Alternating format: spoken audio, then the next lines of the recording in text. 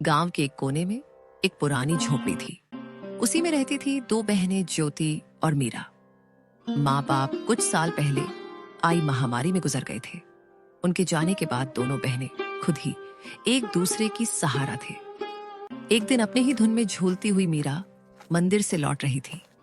हाथ में पूजा की थाली थी, चेहरे पर वही पुरानी मासूम मुस्कान।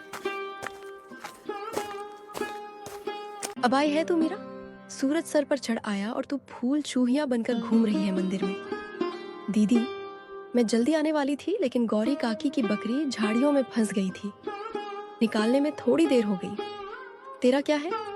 तू तो सबकी मदद करती घूमती रहे, चाहे घर में चूल्हा जले या ना जले। दीदी, आप गुस्सा क्यों करती हो? माँ कहती थी जो दूसरों के काम आए वही इंसान कहलाता है। माँ अब नहीं है मीरा, और उनके कहे बातों की अब इस दुनिया में कोई मूल्य नहीं रही। अब कोई किसी के लिए कुछ नहीं करता। मीरा चुप हो गई। उसके चेहरे पर हल्की उदासी थी। वो झोपड़ी के कोने में रखे उस लकड़ी के संदूक तक गई जिसमें माँ की यादें अब भी सांस लेती थीं। संदूक से निकाला हुआ एक साड़ी मीरा छू के अपनी दीदी से बोली, दीदी, जब यह साड़ी माँ पहनती थी ना, तब हमें देखकर मुस्कुराती थी।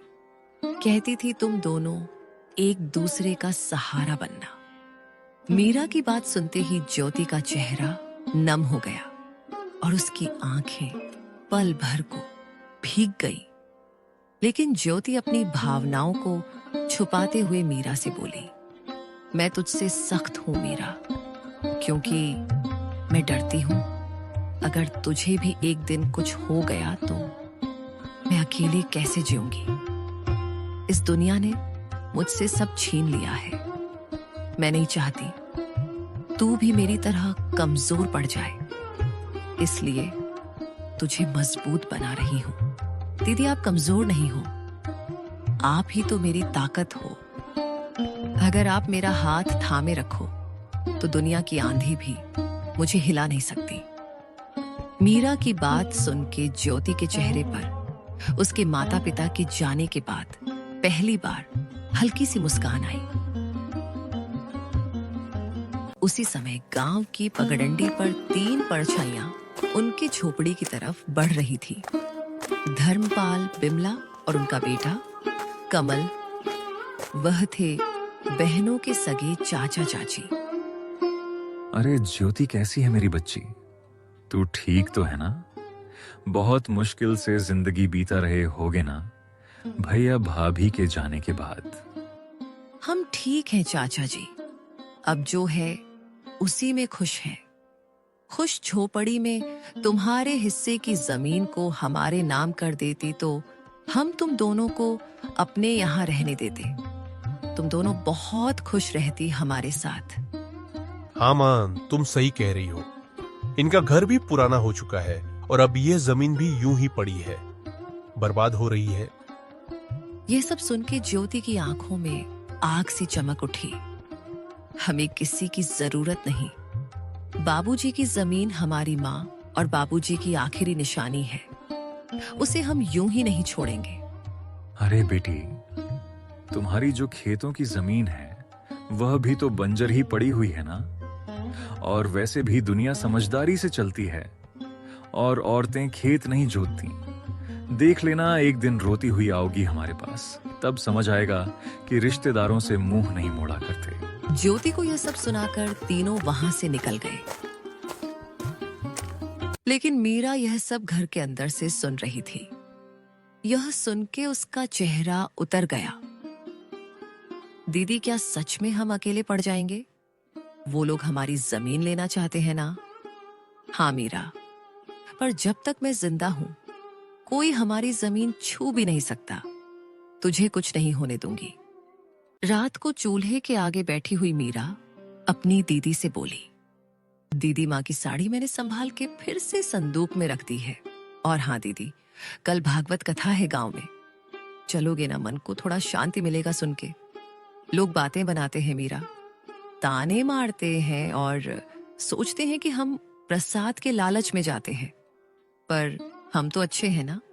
अगले दिन रमेश और गंगा साथ साथ बाजार खरीदारी करने आ गए। इसी तरह बाजार में सामान खरीदते खरीदते अचानक गंगा की नजर बाजार के बीच अपनी छोटी बहन और उसके पति पर पड़ गई।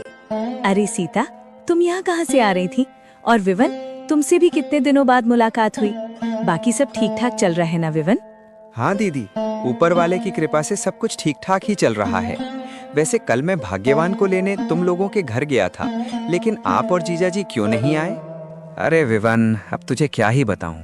हम मजदूरी करने वालों को ससुर के घर जाने की फुर्सत कहाँ मिलती है। एक दिन भी काम ना करें तो घर चलाना मुश्किल हो जाता है। इसी वजह से गंगा दिन में ही घर अकेली आई। अपनी दीदी और जीजा के साथ अपने पति विवन को इस तरह बातें करते देख सीता को बहुत गुस्सा आ गया और वो तीखे स्वर में बोली, अरे दीदी, आप हमेशा मेरे ही रास्ते में क्यों आ जाती हैं? भला आपको पता नहीं है क्या कि मुझसे नफरत है? अब आप सामने दिख गईं तो मेरा पूरा दिन ही खराब हो जाएगा। ऊपर से आज तो अपने उस गरीब पति को भी साथ ले आई हैं। सीता की ऐसी तीखी बातें सुनकर गंगा को बहुत बुरा लगा। वहीं रमेश को भीतर ही भीतर बहुत ज्यादा गुस्सा आया, लेकिन उसने अपने गुस्से को जाहिर होने नहीं दिया। सीता, तुम भला ऐसी बातें क्यों करती हो? आखिर तुम मेरी बहन हो ना, फिर मुझसे इतनी नफरत क्यों? बहन? तो कब से मेरी बहन हो गई भला? और वैसे भी तुझे कुछ कहने से कोई फायदा नहीं। अभी यहाँ बाजार के बीच तमाशा मत खड़ा कर और हमें शांति से खरीदारी करने दे।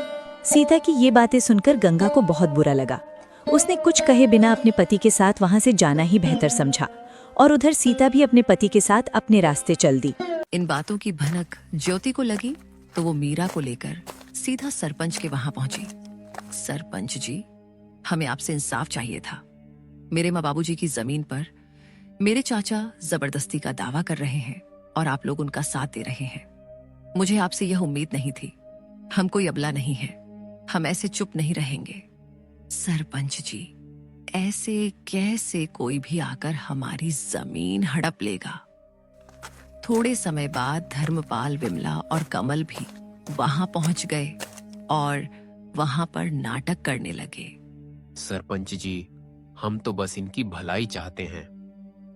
भाई की मौत के बाद हमने ही इन्हें पाला है। आप तो यह अच्छे से जानते हैं। और अब जब लड़कियां बड़ी हो गई तो हमें बदनाम कर रही हैं। जरा सोचिए, क्या यही इंसानियत है?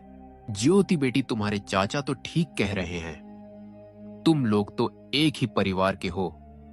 परिवार के बीच यह झगड़ा क्यों? वैसे भी सरकारी कागजात के हिसाब से तुम्हारी जमीन में इनका भी हक है। ऐसे कैसे सरपंच जी? यह लोग हमारी मजबूरी को देखकर हमारा फायदा उठाने आए हैं। यह कोई परिवार नहीं है। ये बस जमीन के लालच में परिवार होने का दिखावा कर रहे हैं। ये सब बात चल ही रही थी कि तभी पटवारी भी वहां आ जाता है। हरिश्चंद्र की जमीन कानूनी तौर पर सिर्फ उनकी नहीं है, इसमें उनका भाई धर्मपाल का भी हिस्सा है। ऐसे कैसे? तुम लोग तो बस कागजात के बारे में बोल रहे हो, लेकिन क्या सबूत है कि हमारी जमीन का चाचा जी भी हिस्सेदार है? हाँ, ज्योति बिटिया बात तो सही कह रही है। तुम लोग कुछ पुख्ता सबूत भी पेश करो, तब जाके मैं पंचायत बुलाकर सही फैसला ले पाऊंगा। सरपंच के मुंह से यह सुनने के बाद धर्मपाल, विमला और कमल थोड़ा हताश जैसे नजर आए और वे लोग वहां से निकल गए। अरे पटवारी, तुम किसका इंतजार कर रहे हो? तुमको नहीं जाना उनके पीछे पीछे? कितने पैसे खिलाए थे मेरे चाचा ने।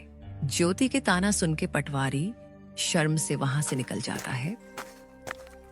बिटिया, मुझे गलत मत समझना। मेरे आंखों के सामने जो आया मैंने उसे ही सच मान लिया। इस बार मैं अच्छे से जांच पड़ताल करके एक नतीजे में पहुंचूंगा। आगे से मैं धर्मपाल के बातों में नहीं आऊंगा। और वे लोग तुम दोनों के मजबूरी का फायदा उठाना चाहते हैं तो मैं तुम लोगों को न्याय और उन लोगों को कड़ी सजा दूंगा। सरपंच के मुंह से यह सुन के दोनों ने थोड़े राहत की सांस ली और थोड़ा शक, थोड़े खुशी के साथ घर लौटे। रात होते ही दोनों बहनें फिर से चारपाई में बैठ के बात करने लगते हैं।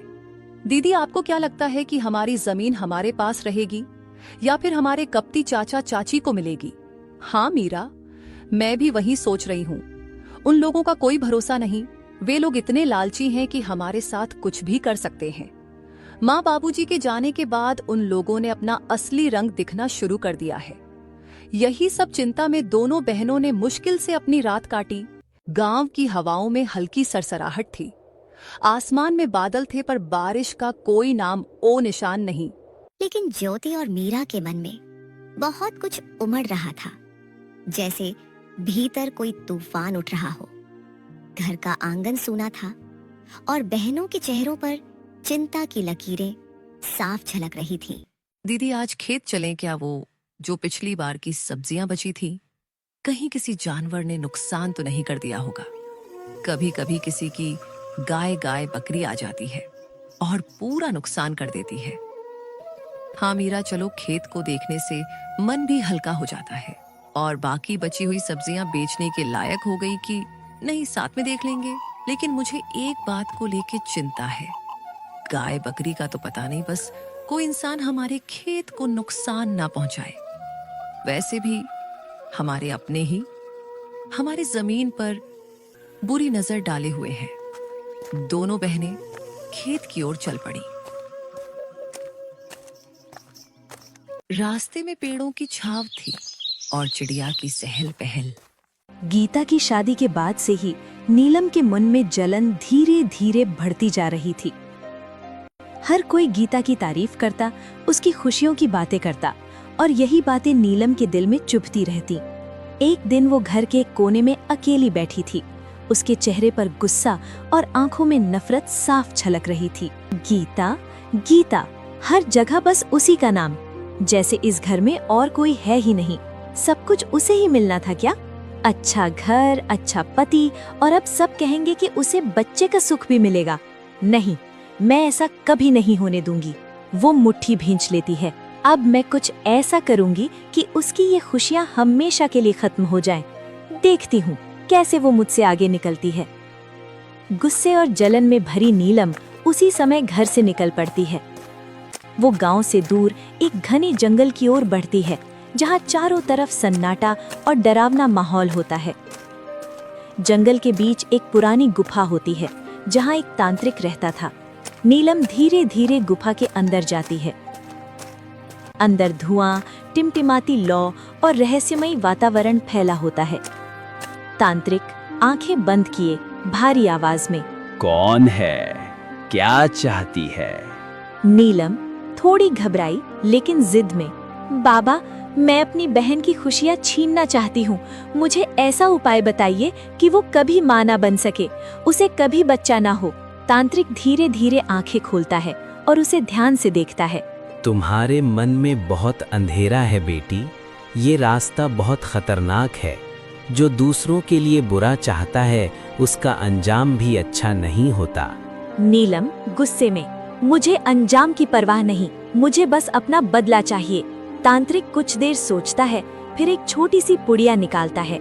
ठीक है, मैं तुम्हें ये देता हूँ, लेकिन ध्यान रखना, इसे बहुत संभल कर इस्तेमाल करना।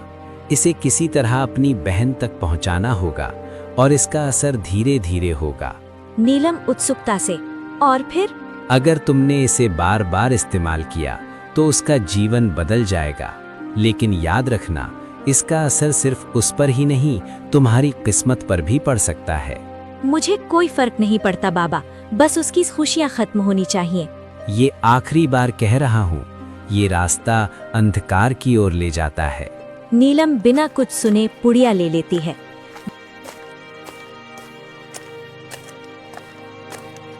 गुफा से बाहर निकलते ही उसके चेहरे पर एक खतरनाक संतोष दिखाई देता है। अब सब कुछ बदल जाएगा गीता, अब तुम्हारी बारी है सब कुछ खोने की। वो हंसते हुए वहां से चली जाती है। घर में बैठी नीलम अब हर दिन एक ही बात सोचती रहती थी कि गीता की खुशियां कैसे छीननी है। एक दिन वो अचानक अपनी माँ पिता के पास आती है। माँ, मुझे दीदी की बहुत याद आ रही है। शादी के बाद से ठीक से मिली भी नहीं। मैं उनसे मिलने जाना चाहती हूँ। अरे बेटा, ये तो बहुत अच्छी बात है। बहन से मिलने में कैसा सोचना। हाँ, जाओ बेटा, बहन का घर ही तो है, वहाँ तुम्हारा भी उतना ही हक है। नीलम अंदर ही अंदर मुस्कुरा देती है। जी पिताजी, मैं जल्दी ही लौट आऊंगी। कुछ समय बाद नीलम गीता के ससुराल पहुंचती है। जैसे ही वो हवेली के सामने खड़ी होती है, उसकी आंखें चौड़ी हो जाती हैं। इतनी बड़ी हवेली, इतना पैसा, और ये सब गीता का है? नहीं, अब सिर्फ गीता का नहीं रहेगा, मैं उससे सब कुछ छीन लूंगी, उसका सुख, उसका घर, यहाँ तक कि उसका पति भी। दिन बीतने लगते हैं।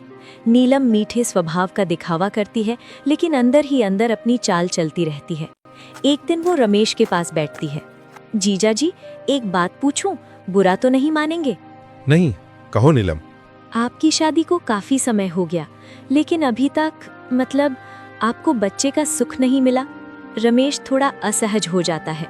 कभी आपने सोचा कहीं कोई कमी?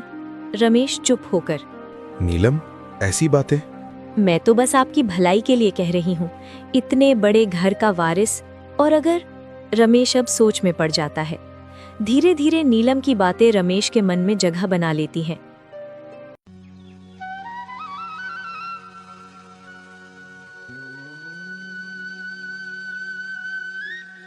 अरे माँ, तुम फिर मेरी बात को अनसुना करके यहाँ मिर्च तोड़ रही हो। मैंने तुम्हें कितनी बार कहा है कि तुम्हें मिर्च नहीं तोड़नी चाहिए। तुम्हारी तबीयत ठीक नहीं है, तुम मेरी बात क्यों नहीं सुनती? अरे बेटी, तू कब आई? तू नहीं थी तो सोचा थोड़ा काम कर लूं। तेरे रहते तो मैं कोई काम कर ही नहीं पाती। तुम्हारी तबीयत ठीक नहीं है, तुम्हारी भलाई के लिए ही तो मना करती हूँ। मैं हूँ ना माँ, फिर तुम काम क्यों करती हो? सारा दिन यूं ही बैठना मुझे अच्छा नहीं लगता। इतना काम पड़ा रहता है, नहीं करेंगे तो कैसे चलेगा? तू तो हर समय इस घर में नहीं रहेगी। आज नहीं तो कल तेरी शादी करनी ही होगी, तब तो अपना काम खुद ही करना पड़ेगा। क्या तुम सारा दिन मेरी शादी के बारे में ही सोचती रहती हो? और कोई चिंता नहीं है तुम्हें? बस शादी शादी। क्या मुझे अपने से दूर करना चाहती हो? जिसकी शादी लायक बेटी होती है, उसके मन में कितनी चिंताएं होती हैं, ये तो नहीं समझेगी। मुझे वो सब समझने की जरूरत नहीं। तुम अब यहाँ से जाओ, बाकी काम मैं कर लूंगी। मैं लगभग 1 टोकरी मिर्च तोड़ चुकी हूँ। तेरे साथ थोड़ी और तोड़ देती हूँ, तेरा काम आसान हो जाएगा। आज बाजार भी नहीं जाना पड़ेगा। उसकी चिंता मुझे है। तुम घर जाओ और आराम करो। हाट तो शाम को लगेगा, तब तक मैं सब काम कर लूंगी। लेकिन मुझे कोई लेकिन नहीं सुनना, जो कहा है वो करो। चारों तरफ कितना अंधेरा हो गया है। आज मिर्च बेचते बेचते देर हो गई। माँ घर पर मेरी चिंता कर रही होगी। मुझे जल्दी घर पहुंचना होगा। ये क्या? तुम लोगों ने मेरा रास्ता क्यों रोका? छोड़ो मेरा रास्ता। अरे ओ नीलम, ये चांदनी रात में कहाँ निकल पड़ी हो? और तुम्हारा रास्ता छोड़ने के लिए थोड़ी ना रोका है। ये बताओ, इतनी रात में क्या अकेली घर जा रही हो? तो डर नहीं लग रहा है? अच्छा चलो, कोई बात नहीं, जंगल वाले रास्ते से चलो, हम स्वयं तुम्हें छोड़ आते हैं। आओ मेरी नीलम। मैं जंगल से क्यों जाऊं? मैं इसी रास्ते से जाऊंगी। रास्ता छोड़ दो, वरना अच्छा नहीं होगा। अरे तो कर क्या लोगी? हैं? क्या कर लोगी? हेलो, बाजार में तेरी वजह से हमारा धंधा नहीं चलता। अच्छी मिर्ची लाती है ना, हम खरीदना चाहते हैं तो हमें देती भी नहीं। अब बता तेरा क्या होगा? बोल, अरे बोल ना, अब क्यों बोलती बंद हो गई? तुम लोग आधी कीमत भी नहीं देते, इसीलिए नहीं देती। दया करो, मेरे साथ ऐसा मत करो, हम बहुत असहाय हैं। कोई है? मुझे बचाओ, छोड़ो, मुझे बचाओ, छोड़ो, मुझे बचाओ। ए बदमाशों, तुम्हारी इतनी हिम्मत कि एक लड़की पर हमला करते हो, हैं? तुम्हारी तो...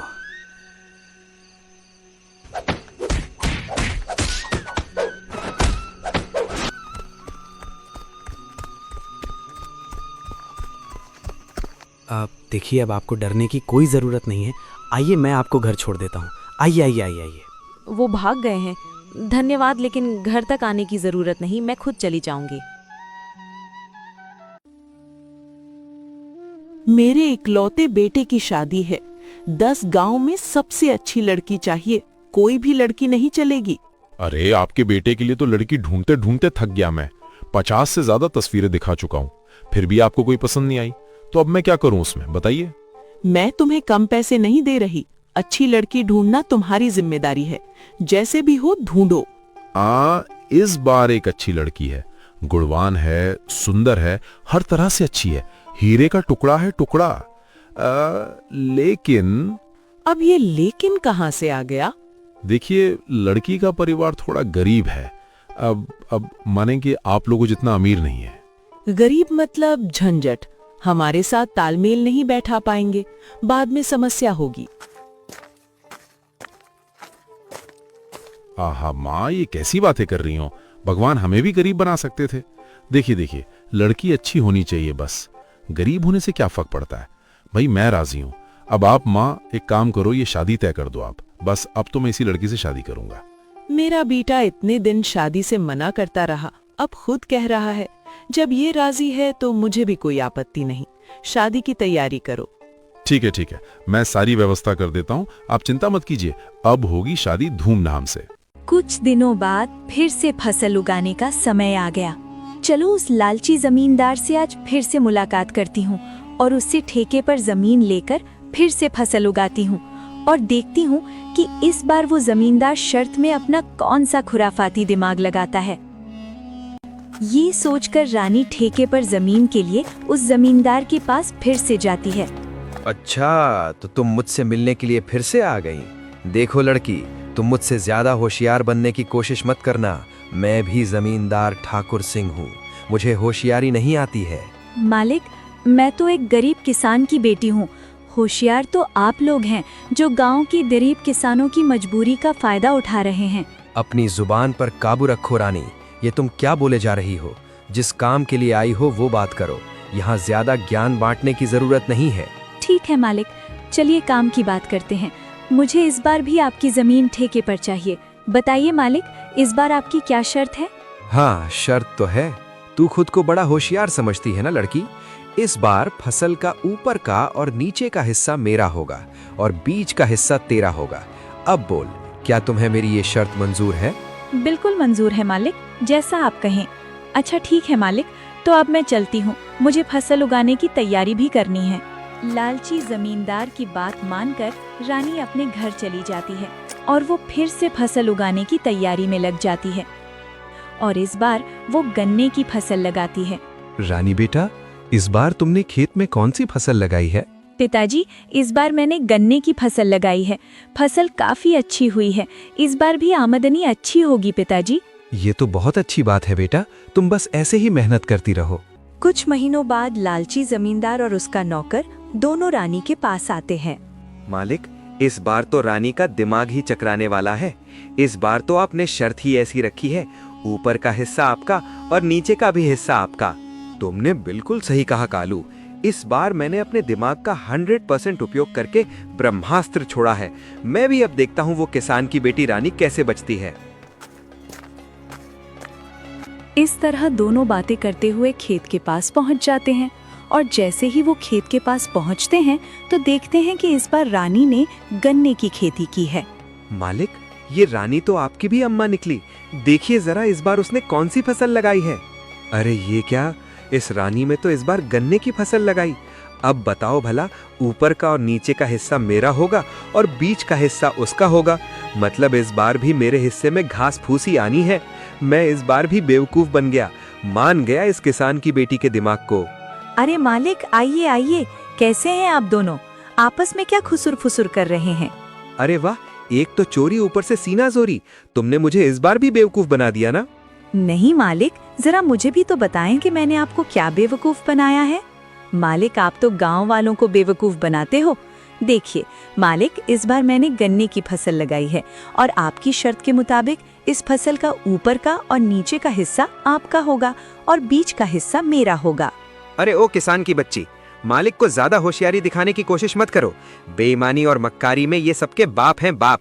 ये खेत भी हमारा है और इसमें लगी फसल भी हमारी है। अरे ओ कालू, बस कर, ज्यादा चिल्लाने की जरूरत नहीं। शायद ये हमारी ही करनी का फल है। हमने गांव के भोले भाले किसानों को बहुत ठगा है और आज पहली बार किसी ने हमें ठगा है। इस लड़की ने हमारी आंखें खोल दी हैं। अब मैं समझ चुका हूँ कि बेईमानी का फल हमेशा बेईमानी ही मिलता है। इसलिए आज के बाद मैं किसी भी किसान को परेशान नहीं करूंगा और सभी किसानों को उनकी मेहनत का बराबर का हक दूंगा। जितनी भी किसानों की जमीन मेरे पास गिरवी है, मैं उनको सारे कागज वापस कर दूंगा और कभी भी उनकी गरीबी और लाचारी का फायदा नहीं उठाऊंगा। मालिक, आपने तो ये बहुत अच्छी बात कही है। एक किसान दिन रात मेहनत करता है अपने परिवार के लिए, मगर ना ही कभी वो अच्छे कपड़े पहनता है और ना ही कभी वो अच्छा खाना खा पाता है। अपने परिवार का पेट भरने के लिए वो दिन रात अपना पेट जलाकर खेतों में मेहनत करता है। ऐसे में इन गरीब किसानों के साथ बेईमानी करना और उन्हें तकलीफ देना अच्छी बात नहीं है। इसलिए इनका हक तो इन्हें मिलाना ही चाहिए। आप इनको इनकी जमीन वापस लौटा दीजिए मालिक, और अभी भी समय है, सच्चाई के रास्ते पर आ जाइए, नहीं तो आपको इससे भी बड़ा नुकसान झेलना पड़ सकता है। इस तरह रानी अपनी मेहनत और होशियारी से लालची जमींदार को सच्चाई के रास्ते पर वापस ले आती है। जमींदार ठाकुर सिंह ने वहां के किसानों की जमीन और उनका पैसा उनको वापस कर दिया। उस दिन के बाद वहां के किसान खुशी खुशी रहने लगे और किसी भी जमींदार ने किसी भी किसान का हक नहीं मारा।